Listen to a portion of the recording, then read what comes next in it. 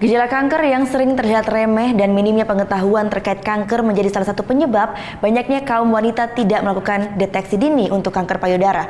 Oleh sebab itu, hari Sabtu kemarin digelar pemeriksaan secara massal untuk mencegah secara dini kanker payudara. Masih minimnya pendidikan di masyarakat tentang penyakit kanker, khususnya kanker payudara, menjadi perhatian serius Bali Pink Ribbon, sebuah yayasan yang peduli terhadap penyakit kanker. Guy Warren, pendiri Yayasan Bali Pink Ribbon, mengungkapkan masih banyak masyarakat, khususnya kaum wanita, yang masih enggan untuk melakukan pemeriksaan dini terhadap gejala kanker payudara. Karena gejala kanker ini sendiri terkadang bisa terlihat remeh dan sering diabaikan, sehingga kesadaran masyarakat untuk memeriksakan diri juga masih kurang.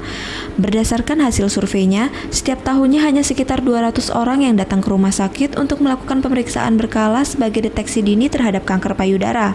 Menurutnya, jumlah tersebut masih cukup sedikit. Hal tersebut disebabkan masih minimnya pendidikan tentang kanker. Biasa tiap tahun ada 274 orang ada registrasi di rumah sakit untuk kanker payudara. Tapi ada banyak lain tidak datang ke klinik, tidak datang. Kadang-kadang sedikit susah bicara dengan keluarga ada masalah.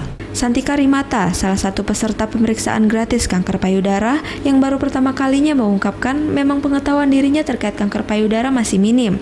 Dirinya berharap melalui seminar-seminar tentang kanker payudara dan pemeriksaan gratis akan tumbuh kesadaran dan pengetahuan masyarakat tentang kanker payudara.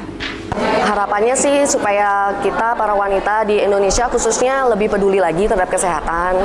Jangan takut untuk mencoba memeriksa kesehatan. Ya.